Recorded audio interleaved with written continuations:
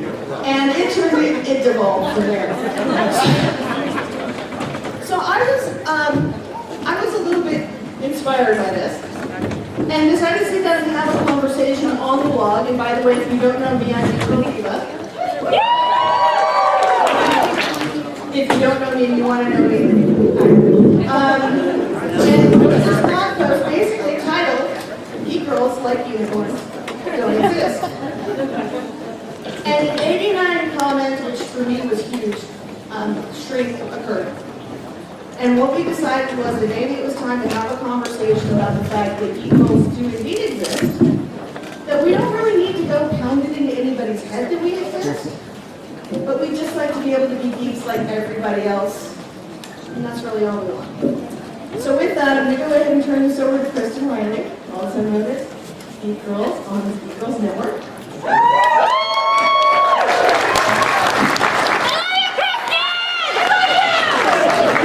This panel today. And I'm going to turn it over to her to moderate, so thanks a lot. Here's Kristen.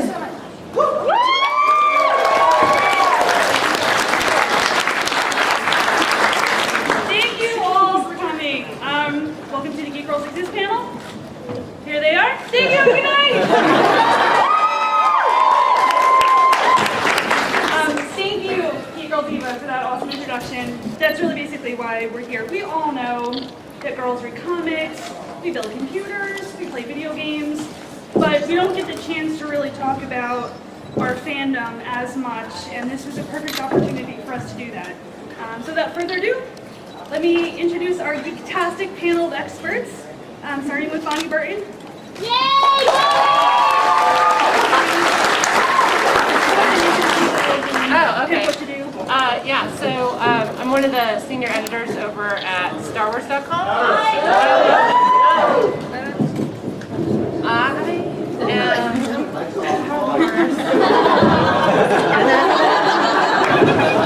That's Star Wars. I tried to. Does that work? No. Do you want me to? Okay. I just tried to reenact Star Wars, like the Dragon movie that you all went to go see with Christian Bale reenacting it. Do I get murder points for knowing Ring of Fire? So yeah, I'm the senior editor over at StarWars.com, which is the official Lucasfilm site. And I also run the Twitter. So if you followed Star Wars Twitter and said, why does she keep tweeting every 5 minutes? That's my fault. And I also write Star Wars kids books too. So there's a craft book coming out for us lady fans who like to make things as well as the boys. I believe we have the Supreme Robot Droid Maker and R2's daddy in the audience as well. So the sexy Grant. And yeah, so that's what I do at Lucasfilm. And no, I don't know anything really scandalous about George.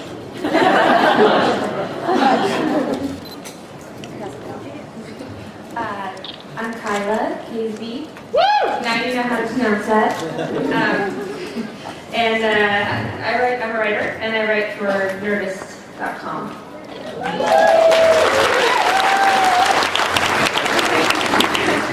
My name is Morgan Romine, but I'm otherwise known as Roulette of the Frag Dolls. I was the original founder of the Frag Dolls 6 years ago now, which is crazy, we're still around. And I also am a super duper geek, and then I'm getting my PhD in anthropology about online games.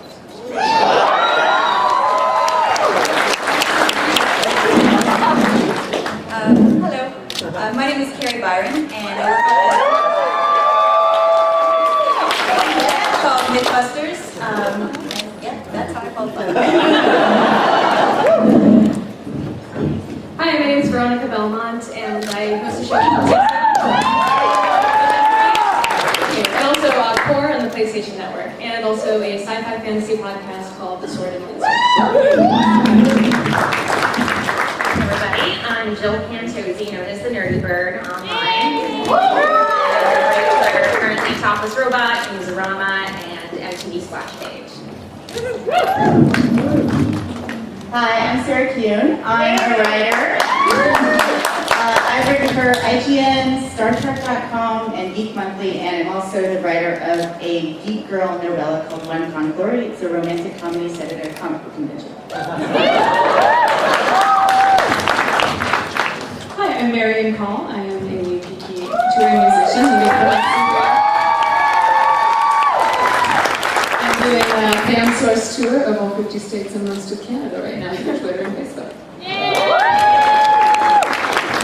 And we have something for you right now because I figured I'd want to contribute to this musical in any other way.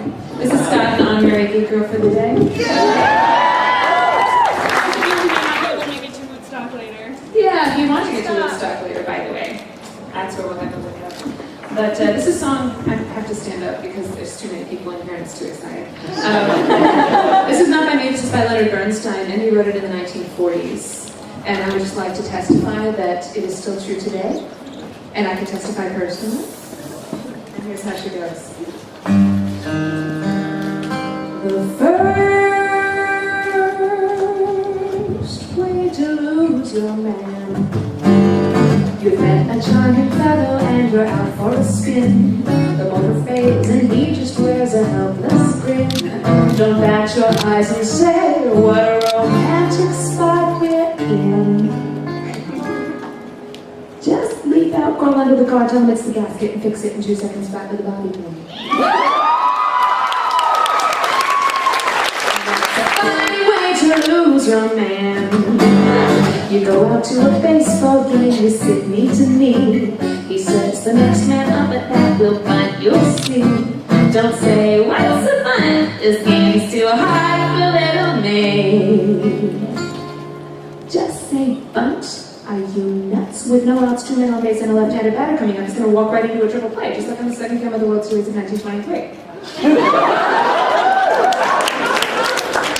That's a sure way to lose your man.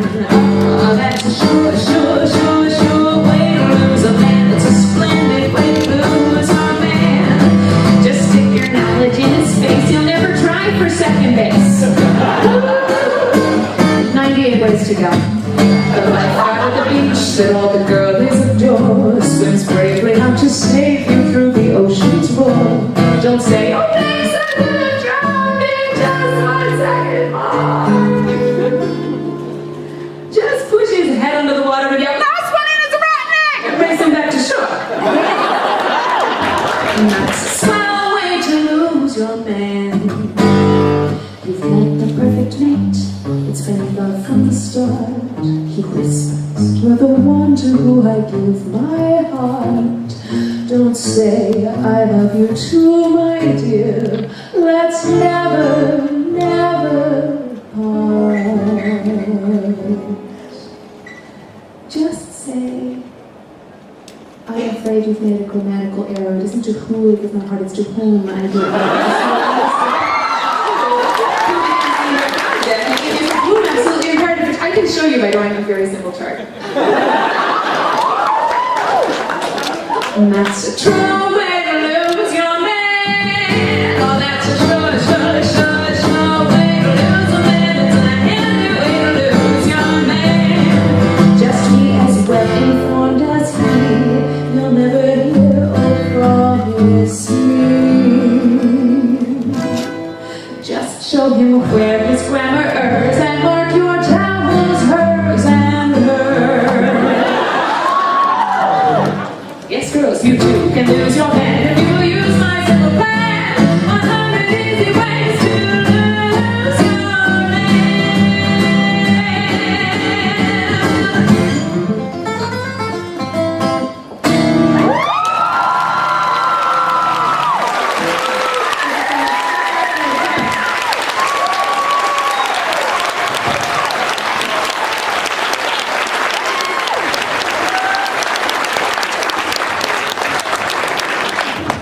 That's what we call epic. All of that.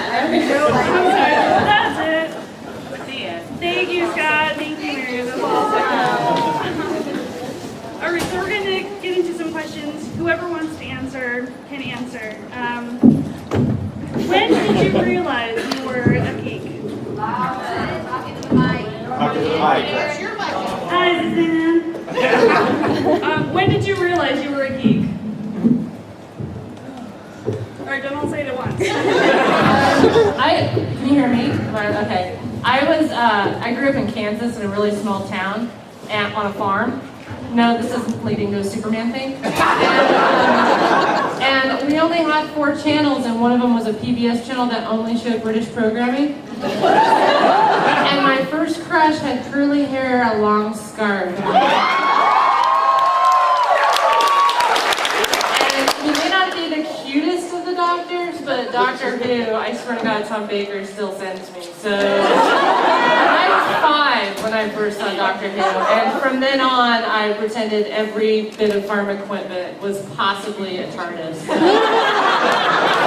My first step onto a tractor after seeing Doctor Who really scared the crap out of my dad. So, and that was in the 70s, so that was a way back time. Yeah. I flirted with my first high school crush by giving him my ICQ number. And he didn't know what that was. I still know the number, too. I was actually a geek in hiding until about 4 years ago, even though I had a comprehensive knowledge of Star Trek, TNG, Star Wars, and the other classic geek popular culture, and I probably had far too many fiction novels in my room that were related to said geek series. I was not comfortable identifying as a nerd or geek until I saw the Firefly Surrender series about it. And that was sort of a painful coming out process. And thankfully my family's been very supportive. But I think it's amusing how many girls will suppress, hide, and otherwise stifle geekish tendencies, especially in school. I think I've been a geek forever, and I didn't ever think there was anything wrong with it. Growing up, I was kind of a tomboy geek, so all of my guy friends were also doing the same thing. But it occurred to me that something weird was going on when I got in trouble in school the most for reading things like Robert Jordan's The Wheel of Time during class. Like, that's what I was doing most of the time, and I would come up with ingenious ways to try to make it look like I wasn't reading something else that was going on. That's the thing that I got in trouble for the most. And then I played EverQuest all through college. And finally, when I should have minored or majored even in EverQuest, I finally gave in and realized that maybe that's what I should be doing with my time, because I'm apparently kind of good at it. I actually didn't know I was a geek. Like, I don't know if I knew of the term until about middle school, just because my mom was into Star Trek, my older brother was into Star Trek and Doctor Who and all that kind of stuff, so that wasn't a thing to me until I got to middle school and there was somebody else who liked that sort of thing, and I realized that nobody else in the class did. Right, it was a little weird, and then I realized it, but I didn't care. For me, it's kind of an unoriginal answer, but it was Princess Leia. I think I was about 5, and I just loved it. Unlike the other princesses that are sort of shoved down our throats, she talked back, and she had a really awesome hairdo that looked like donuts, which I tried many times to replicate unsuccessfully. And I guess, like, when I was younger, a lot of the girls had that obsession as well, but I never grew out of it. I was still reading, like, Star Wars novelizations when I was in middle school and obsessing over every minute of movies, and I felt like other people didn't do that as much, so. I guess I never realized I was a geek. I've always just been me. Apparently my sister has known her entire life. What about your shotgun scene and Mythbusters? Well, Mythbusters was more of a platform for being a geek. I think I was already a geek when we got there. Tonight, you guys are obviously from a very early age, all geeks. What was the turning point for you? What do you Like, mean I the wanted- microphone? Baby club. Hey, geek chick, move the mic. Is this how this thing works? What was the turning point where you guys were like, I'm going to take my fandom and build a career out of it. I want to do this full time. I don't want to hide it anymore. For me, it was when I got my first job out of college at CNET, and I had been listening to a lot of different podcasts all the time on my iPod or my computer, and they were like, hey, we want to get into this. And I'm like, I know how to do that. And then that just became my job, was producing and hosting all the shows that they were doing at the time, or most of them. And I was like, wow, I get to actually do this for my job all the time. It's awesome. For me, I was in college before there were blogs, just to date myself. So instead, we all made zines, which were like stapled together. Thank you. Yeah, I know, it's crazy. Thank you, 3 people who remember zines. And I made a zine that was actually called Fangirl, that had really cool stuff like Buffy X-Men art mashups.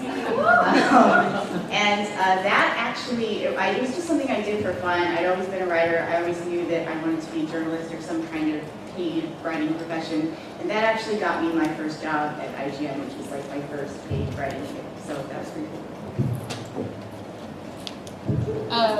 I think Lucasfilm's required to hire so many girls that, no, I'm kidding. The guy-girl ratio is slightly skewed there. No, you know what? I went into my job interview thinking I'd never get it. I just wanted to go to Skywalker and be able to rub it into my ex-boyfriend's face that I went to Skywalker. And I run a website called girl.com. That's GRRL, not GIRL. It's a whole different panel. It's porn.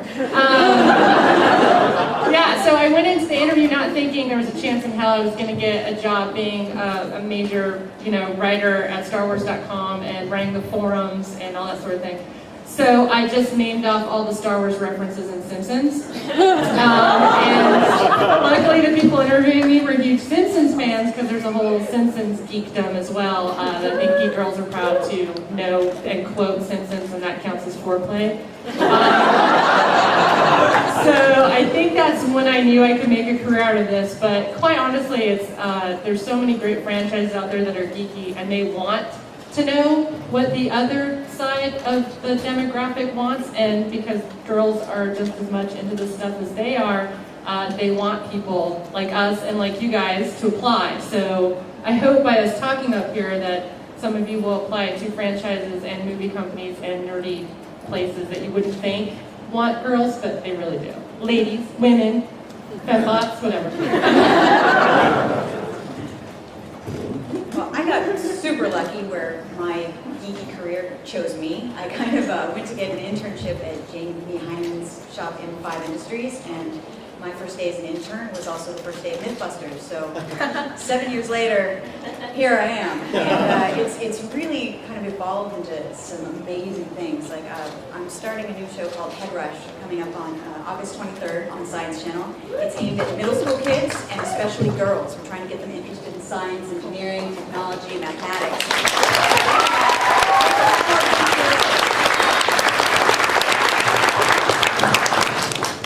For me, it was, I already talked about how many video games I played when I was in college, but I played, when I was a senior, I was playing Shadowbane. Has anybody heard Shadowbane? I like the 2 people. And Shadowbane was very highly political. It's a role-play game, super hardcore PvP. I really am the opposite of a Care Bear when it comes to online gaming. And I was really into the politics, and I led my guild. It was all about the maneuvering and all the strategizing. That's what I dreamt about. That's what I spent all my time doing. All the classes were kind of afterthought. And I was really good at leading this guild, and we had 200 people or something, which actually wasn't that big compared to everything else that was going on in the game. But we managed to keep our city, you have a tree in your city and stuff, and we kept our city longer than anybody else on the server. And so when I graduated, I didn't know what I was going to be doing, so I figured that I would try to be a community manager for Ubisoft. And Ubisoft was the publisher of that game. And through my connections of being a really prominent community member, I got interviews and was really persistent and didn't take no for an answer. I mean, they told me no the first time because I didn't have any marketing experience. So this is me, and I'm good at this. This is my thing. And so I was just really persistent. And that's something that I like to tell a lot of the girl gamers I know, is that it really is persistence. I mean, connections and knowing people helps a lot. So if you come to conventions like this and you introduce yourself and you talk to people and you say, this is what I want to do, and I'm really good at this, and I love it more than anything, that's how you get a job. And so we at the Frag Dolls have started a new program called the Frag Doll Cadets, and we bring them to events and let them have that opportunity of getting to work these events and get to see what they're like and get to meet people. So that's me transitioning to how I got into it. It was a little bit of a different experience, but now I wish that I had had some people to be able to introduce me to a bunch of people. I had to kind of do it the old school hard way, but that still works. So if you guys are interested in getting into the industry, that's how to do it. You haven't talked yet. Pressure. I didn't want to answer this. Oh, no. So I was a late bloomer when it came to. Can you hear me? Yeah, you can hear me. Is that one? Or just talk on a chair. Thanks. Okay, now better? Yeah. So I was a late bloomer when it came to a career at all, any career, not working in retail. And actually it happened after my divorce. We're about to get real here. Settle in. And then after that happened, I realized, I was free and I could do what I wanted and I didn't have to do, whatever I needed to do to pay the rent. I could focus on what I really wanted to do. And so I sent out a writing sample and I immediately got a job. And because I'm really good. And from there, it's just sort of turned into a whole thing where I get to finally write about my love for Ray Bradbury and how I spent like 9 hours playing Splinter Cell.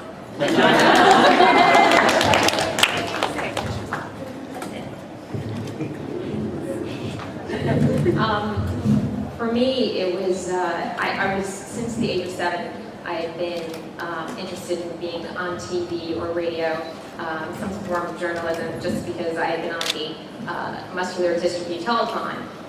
I suffered from muscular dystrophy, and so I had been on the telethon every year, and that exposed me to all the behind-the-scenes sort of workings, and that's what I went to school for, and then I eventually got a job in radio. And I loved it, but it just wasn't enough for me, and I was, tired of not having that writing to do. So I actually said, all right, why don't I just start a blog? And I did it about something I love, which is comics and pop culture. And I started reporting on conventions, just like I would have reported on, some news story out there, and sent it to CDR and Newsarama, and CDR at that time got back to me and said, we think that's great coverage, we want you to work for us, and that was how it went. Describe one embarrassing moment where your geek got in the way. One, Bonnie, one. Just one, Bonnie. We surround ourselves with geeks all the time, so it hasn't really gotten in the way that I can think of. It's always a uniter, not a divider. Thank you. Yeah, I have that too. I don't think maybe I should be embarrassed, but I don't have any good stories. I got a lot of stories about how clumsiness or having no talent got in the way. Geekiness has gotten me pretty far. Let's just say there's a lot of after-hours footage of me with stormtroopers. I don't ever...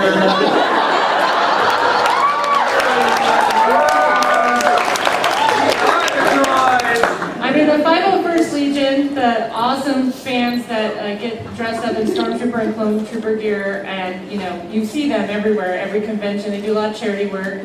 I'm beginning to wonder if I'm one of the charities, but yeah. No, I mean, the thing is when you work when you work at Lucasfilm, you see a lot of awesome fans dressing up and that sort of thing. But you lose yourself in it very easily if you're a fan yourself. And that's the fun thing of being able to work in a place that you eat, breathe, drink, maybe too much drink, around what you love. So I think there's lots of embarrassing things that I would never want my parents to see or to show up on a funeral montage. I would have to say I'm proud of every embarrassing moment. So it's embarrassing for everyone around me, but me. I actually have a very terribly embarrassing fan moment, which I really almost don't want to talk about because it's so embarrassing. But it was last year at San Diego Comic-Con. I saw John Barrowman, who plays Captain Jack, Dr. Who in Torchwood, and he was just signing, hanging out at a small booth on the show floor, and I freaked out, like seriously, and completely forgot that I was dressed in a Red Lantern costume. Blood dripping down my back. And I go up to him, and it was just after Children of Earth had aired, and I go up and I said, I just wanted to say, I think you're so great, and Children of Earth was great, and you were so... and nothing was coming out of my mouth. And I couldn't think of any word to describe his performance, and I eventually said ecstatic. And my brain was like, no, you're saying the wrong word. And that was it, and I just had to run for it. But I did get to meet Matt Smith and Karen Bell this year, so that made it great. Actually, last year at WonderCon, I was covering the show, and I saw that Adam Baldwin was there, and he had a huge line, which I did not see. So I just came around to the left and walked right up to him, and he just stared at me like I was a total jerk. And I was just like, what did I do to Adam Baldwin? I don't know. And then I said, would you mind doing a little interview with me, like really quick, or just taking a picture? And he's like, yeah, if you want to wait in this line. And I turned and looked, and there were just, like 500 nerds staring at me, death in their eyes. And I just turned around and ran away. Did you eventually get to meet him? No, but it's okay. He's kind of a hardcore conservative, so I don't see the way for it.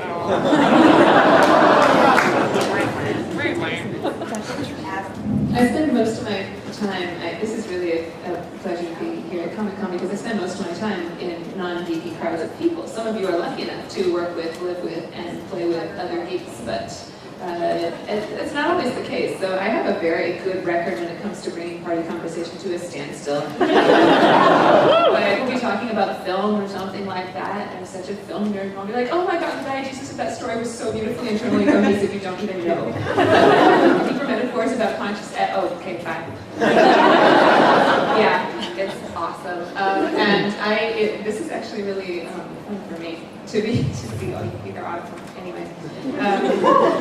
Most embarrassing geeky moment, though, would probably have to be not knowing a single bit of convention etiquette, never having gone to conventions until last year or the year before.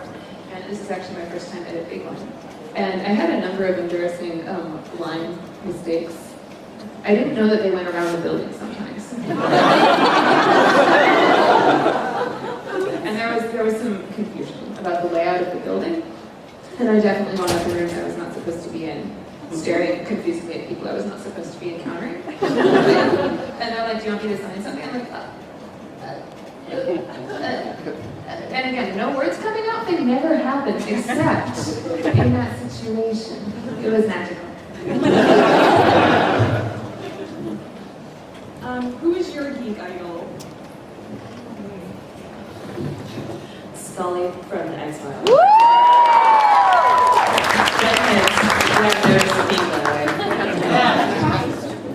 Okay, so there's not a lot of brunettes that were out there when I was a kid on television that I could relate to or identify with until Wonder Woman. And I swear to God, in the middle of elementary school recess, I would spin and spin and spin and spin and spin and spin and waiting for that outfit to show up. So I made my own cuffs, like out of aluminum foil, and I would like yell at bullies thinking I was totally indestructible until I got my ass kicked wearing the cuffs anyway. But I have to say Wonder Woman, I mean, granted, Wonder Woman spans way, way back from before I was born, but to see her on television, and Linda Carter was just immaculate, and she was awesome.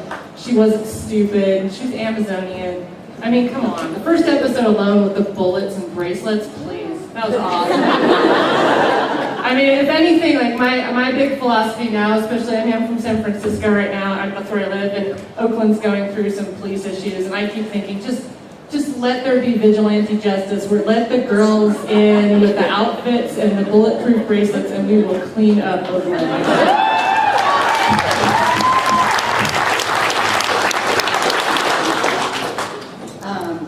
My geek idol is Jane Espenson.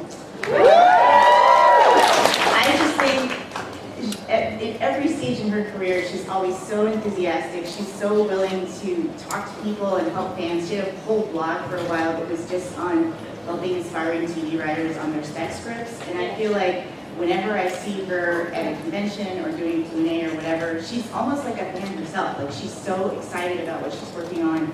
And if you follow her on Twitter, like, she's as excited as we are about whatever the new plot twist on Caprica is or whatever. Like, she almost can't keep herself from revealing it. And I just love that she's so talented, but she still has such enthusiasm for the same things that we do. Sarah. She's doing a signing at the Entertainment Earth booth. When? Now, of course, I'm the point. Saturday and Sunday. Stop by the booth. Jane McGonigal, she's a game developer. She has a company called Avant Game, and she's just one of the most brilliant speakers I've ever heard. And she's all about having games change the way we live our lives and changing the world. And she's just brilliant. She had a TED Talk recently. Oh, the so TED Talk is yet. awesome. Yeah, it's really cool. I'm just realizing, we're supposed to do real people, because I don't have a different world. I just don't realize, like, your first crush is like, yeah, they're not human, so... if I was supposed to name a real person, I apologize for the rest of you living in reality. I'm sorry. I had to rethink mine too. Okay. I was going to go with fictional, so. Okay. I was going to go with Supergirl. It's maybe a little cliche because she's just, people like to say she's the female Superman, but to me she's a lot more than that. And it actually started with the movie from 1984, and I know that a lot of people say it's crap, but I love every second of it. And it's for lots of reasons, but the one thing is that they use magic in that movie, and that's one thing that, Superman and Supergirl cannot handle. And they've never touched that with Superman in the movies, so. And she's really, she flies. So, you can't do that. So, I don't know. Can you hear? Can you hear me at all? Like right here? Yes.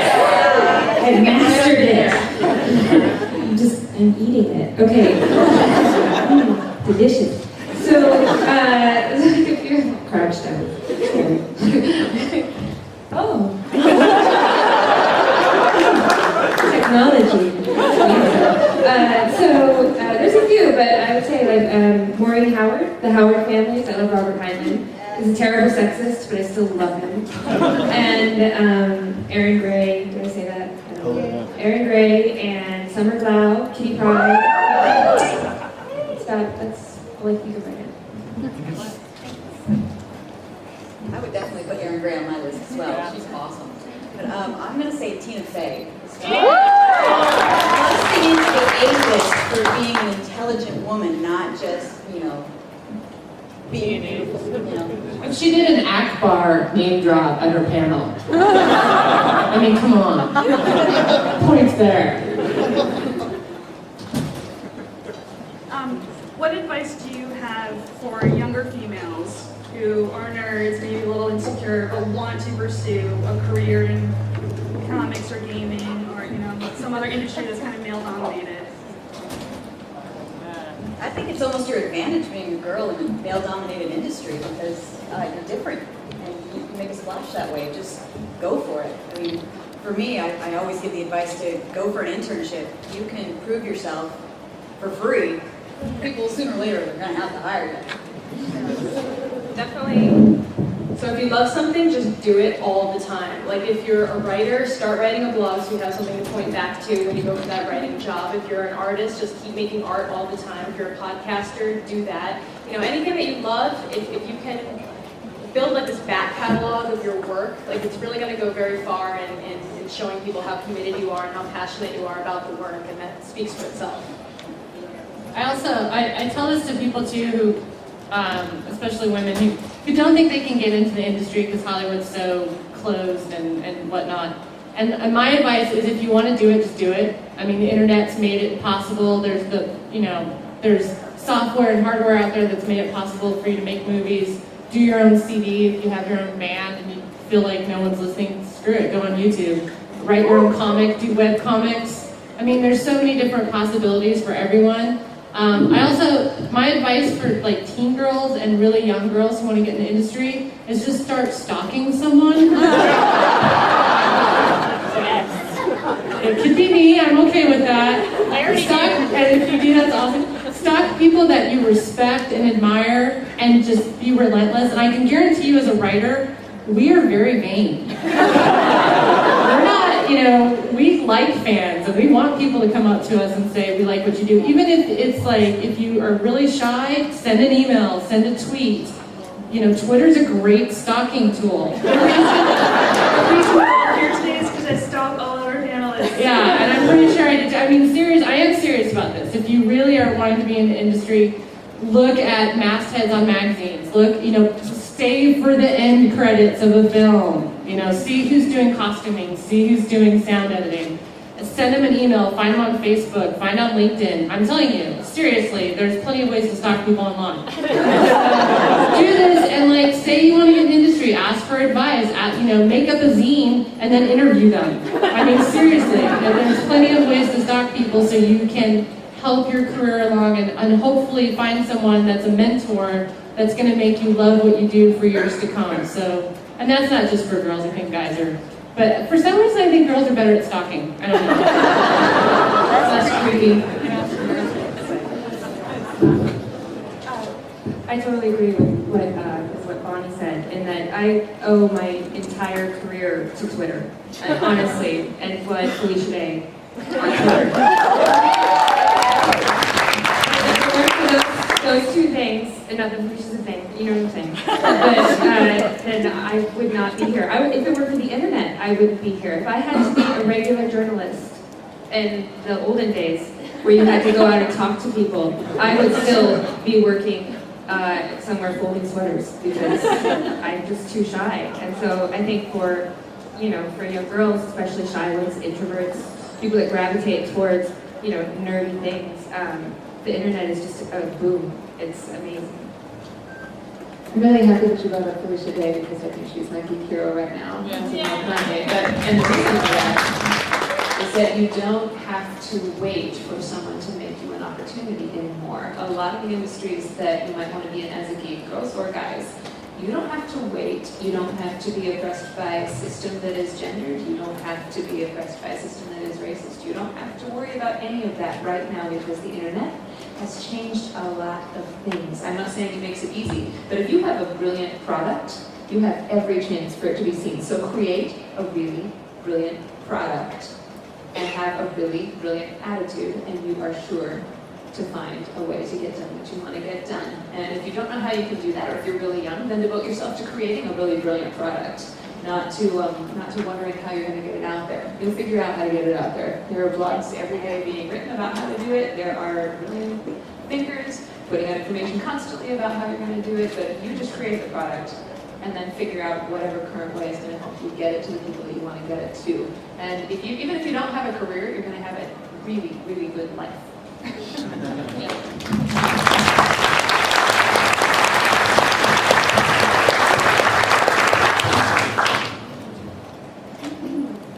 Now we're going to move on to our quickfire challenge. There are no points to be awarded. Well, we'll need points, but you can't use them for anything.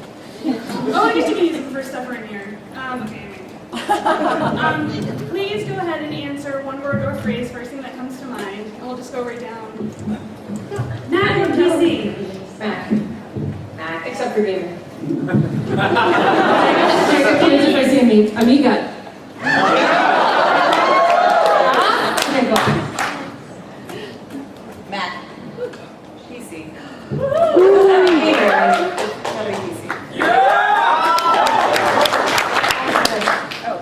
Yeah, Mac. Okay. I'm compusexual, so I don't change my Amiga, I don't care what you say. Apple's on me. Music, so Mac. Favorite comic book character? Batman. Phoenix. Wait, is this done straight to me past all of them? I'm going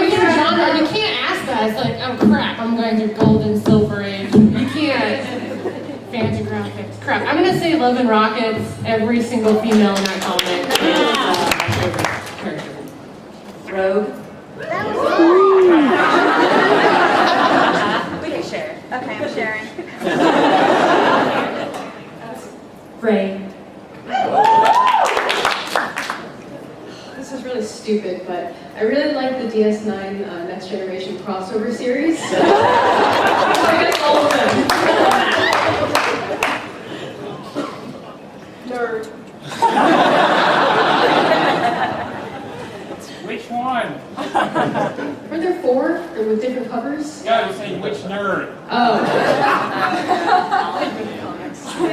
All of us. What did you want to be when you grew up? Oh, I wanted to be the first female at driver. Kept going. Han Solo hitched a ride. I have a whole backstory. Guys I wanted to be Starbuck. I went through too many phases, so I don't know. It's hard. It's a hard one to do. I went through an architect phase, so I used to fit on there. After watching the making of Thriller, I wanted to do movie makeup for a really long time, and then the industry kind of went away just as I started. Sound production, bowling. Yeah. News anchor. I wanted to be Princess Leia, Phoenix, or, I mean this completely unironically, Cher. I wanted to be a marine biologist or Han Solo's partner in crime. Ooh, keep in mind, you know that, right? I did want to be a fantasy writer, and fantasy or sci-fi writer. And I think that there's still a possibility at some point I'll help you. When I grow up, that is. What can you not leave home without? Sadly, my iPhone.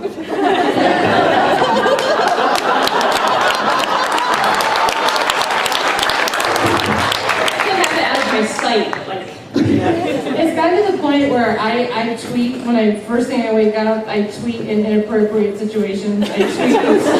I tweeted in the shower. I don't know how my iPhone survived it. And, I tweet before I go to bed, and then I wake up in cold sweats, and then tweet about the cold sweats. How many are you tweeting right now? Do we have an official hashtag for the room? Is it too late? You know, you can tweet with your nose if you get really, really good at it. Now we're all tweeting. Everybody who's on, everybody tweet right now. I know, right. Hashtag Geek Girls exist. Break Twitter right now. It's not that hard to break Twitter. I know. It looks like Geek Girls sexy. Yeah. Did you say Geek Girls exist? Yeah. Or maybe just Geek Girls. Or just Geek Girls. Just Geek Girls. Oh, too late already. Too late. I'm spearheading Cold this. sweats. There you go. All right, what's your guilty pleasure? Twitter. Okay, I'll go.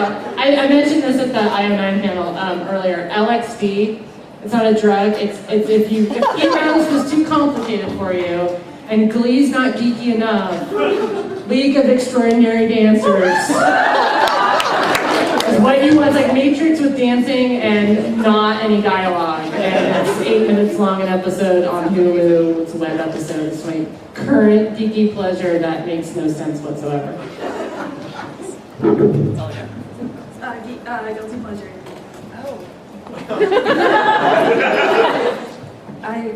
Let's keep it clean. Okay. I kind of will sometimes spend hours watching those YouTube videos of girls doing their hair. I just find it really soothing. It just turns my mind off. We have to follow that. I read all of the Twilight books in a row. I'm with you. I feel really guilty about it, but I mean. Hey,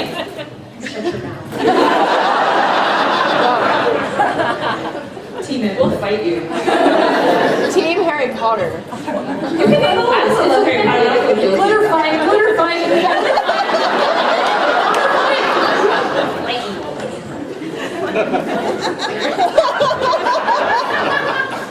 This one took dark place. I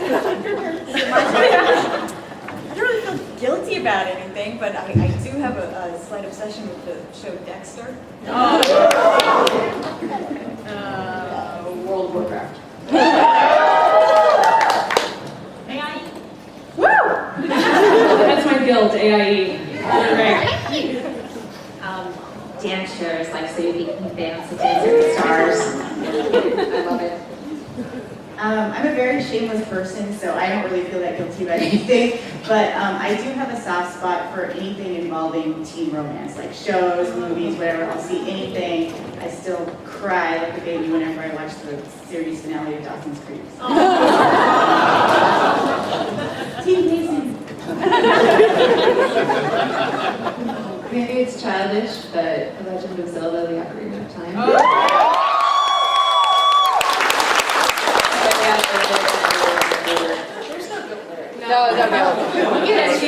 Are we just playing for points? Because I think I just won it. We got a couple more. Okay. If you had to choose one, what would be your superpower? Oh. You mean we don't have already? Other than the ones you already have. Look at the room. We've got one. I'd like to be able to control your mind. I want to be that annoying person that says what you're about to say 5 minutes before you're going to say it. I just keep going, keep going, keep going. Keep going. And I know you're going to say it. So I would just be, it's the most annoying superpower, but I would have so many hours of fun. But if you try to fight me, I will stop you. Totally knew you were going to say that.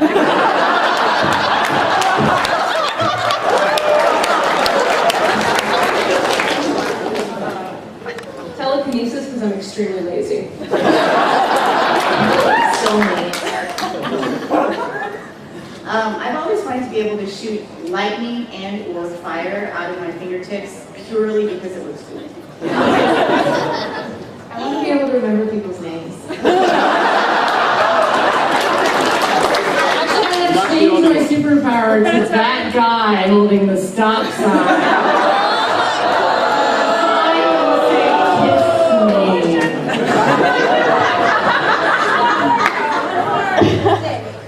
By a show of hands, who's prepared for the zombie apocalypse? Oh! Right on. Thank you guys so much for coming.